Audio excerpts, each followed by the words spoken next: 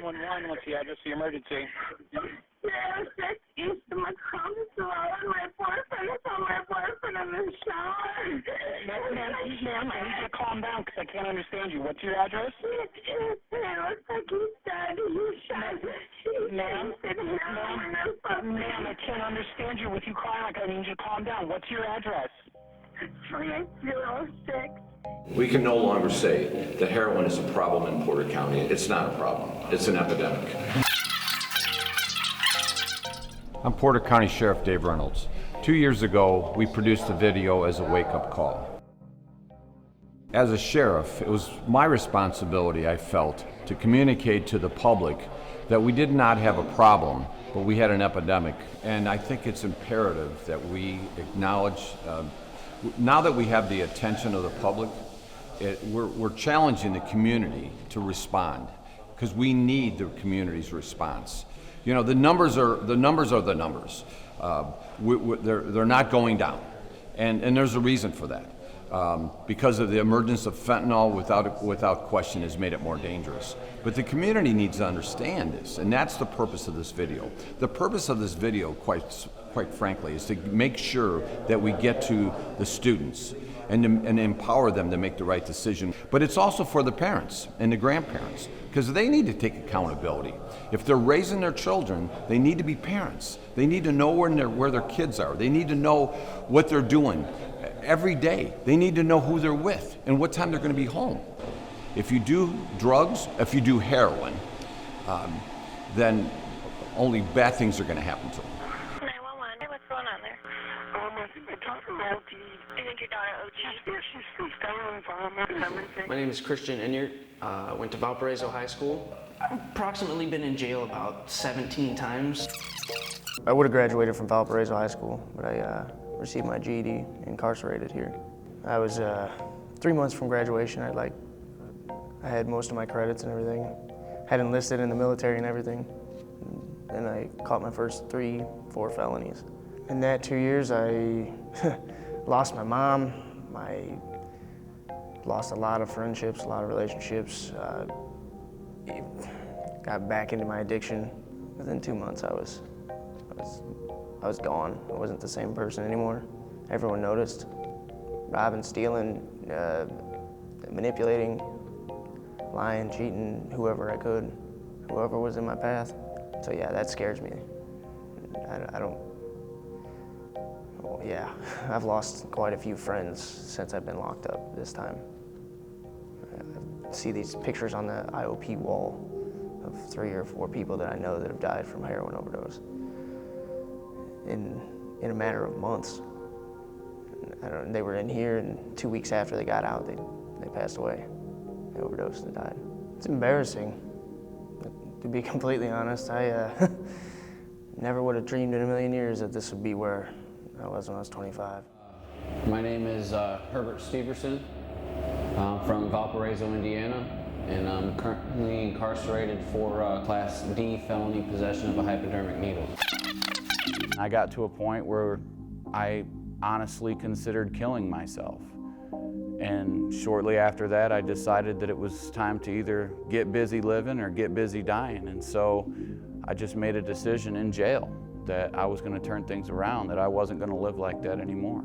I think it's worse now, because now we're dealing with this whole nother animal, fentanyl and carfentanil and W18 and all these things that they're cutting the heroin with. I think it's progressively gotten worse, and it will continue to get worse. But I know what's different for me today that I wasn't doing before is the people I hang out with. My relationships are totally different.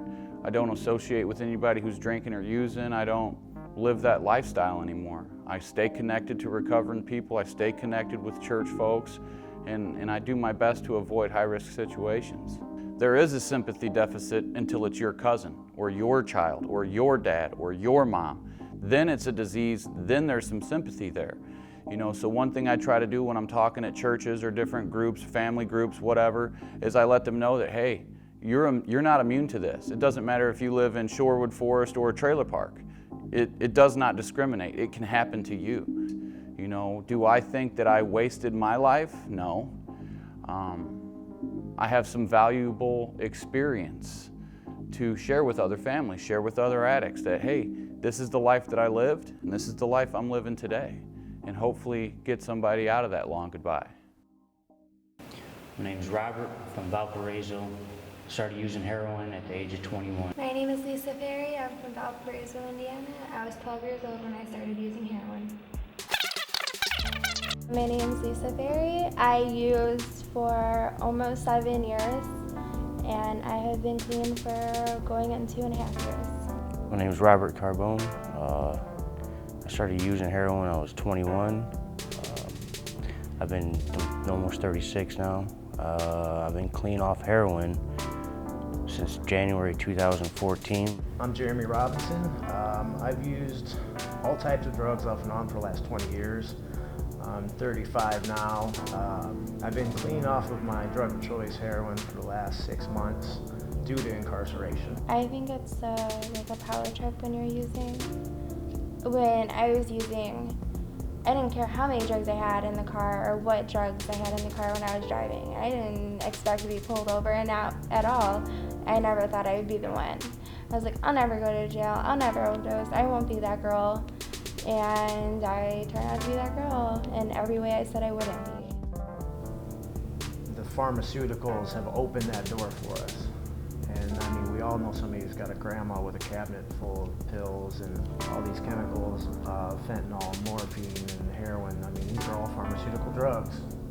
And for addicts, those are the ones we love. And addiction is, it's a war. Unfortunately, it's gaining more ground than we're recovering from right now. I heard warnings too, lots of warnings, and warnings don't, when you're in active addiction, you don't care about warnings. You just care about that next hit. Canada, he's OD. Send an ambulance. 77, I'm clear. Subjects OD'd. Send an ambulance. I didn't copy the rest. May 18. My name's Noah Beck. I live in South Haven here in Indiana.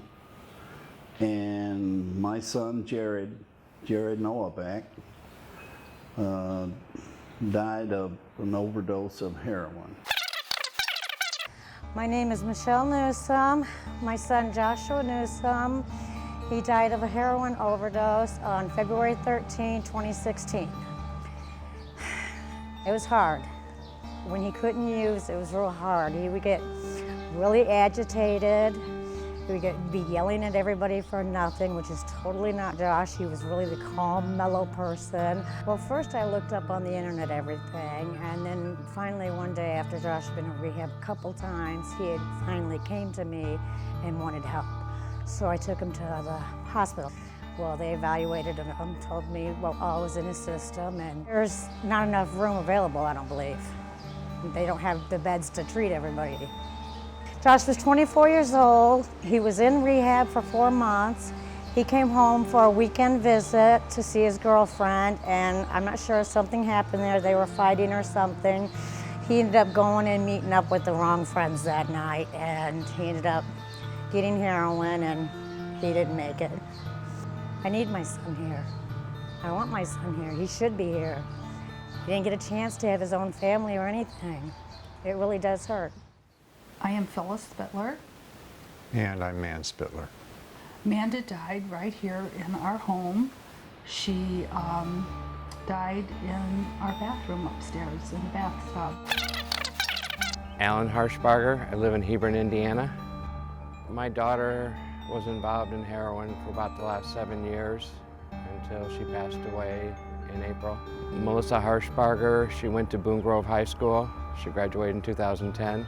She had a son named Phoenix last year, and during that year she did very well. She stayed off of heroin but she just couldn't win the fight. Her struggle was, she told me, and she talked a lot to me her last 2 days, and she told me, you know, she thought, you know, trying it one time, she would be able to kick it because she had tried other things and it was real easy. It wasn't that easy. with this, and she kept on going back. We're assuming because they found a needle out there that she overdosed. She probably took her regular, probably took her regular strength of heroin, which normally would kill anybody.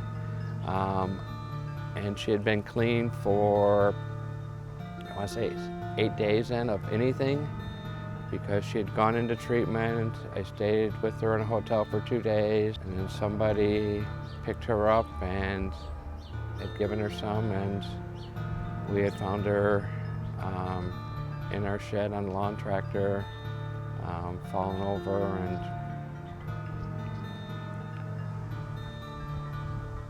just the only thing I could say is get them help, and I think getting them away from where their friends are or their associates that they deal, they're dealing with in that would probably be their only chance of hope.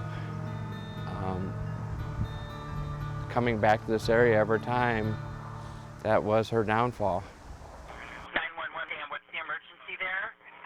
I think my daughter's in the shed dead. How old is she? She's laying over a truck. She's 28. 28, okay. Did she appear to be breathing? No. No? Okay. Okay. I'm Officer Winterhaller with the Porter County Sheriff's Department. I serve on the heroin overdose response team. I am a second-class patrolman. What the team does is when we get a call of an overdose or a potential overdose, it doesn't matter what level, fatal, non-fatal, we're responding. When I first got on, I could tell you that I didn't know too much about heroin. I wasn't an expert. I'm not trained in chemicals or any type of drug scenarios. But the HOR team does a good job of training you. We have monthly meetings, and they kind of tell you what's going on, what the trend is, and you have to get a feel of, once you see so many scenes, you're getting a feel of how these people are going to react, what you're dealing with, what to stay away from, and what to look for. I can go back to a traffic stop where I arrested a male individual, and I couldn't tell that he was on heroin. We got to the Porter County Jail, and when you get there, you go through a series of medical questions. And one of the medical questions is, are you going to withdraw with anything? This guy was a big, bulky guy, looks like he worked out every single day, and he turned and said, I'm going to withdraw from heroin. And when I looked at him and he didn't fit the description of someone who uses heroin, I was in shock. And usually what I'll do is I'll ask people, hey, how did you get started on the drug? And it begins with marijuana. And this specific individual worked construction, got hurt, was prescribed opiate medication, and he got hooked onto heroin following after he was not prescribed the medication anymore. I would say, do not do it. Don't even touch it. You don't know what it is. You don't know what's in it. I understand that you're trying to chase a high. You're hanging out with your friends. There's peer pressure. There's all kind of variables that can happen when you're at a house or in a car and the people providing you these drugs. Do not touch it, because once you touch it, you're going to be addicted. And the way I look at it is it's a ticking time bomb. Your time is limited when you're addicted to heroin. It's inevitable that most likely you're going to die. She's about, I think, 30 years. My daughter-in-law, she's 37. Okay. All right.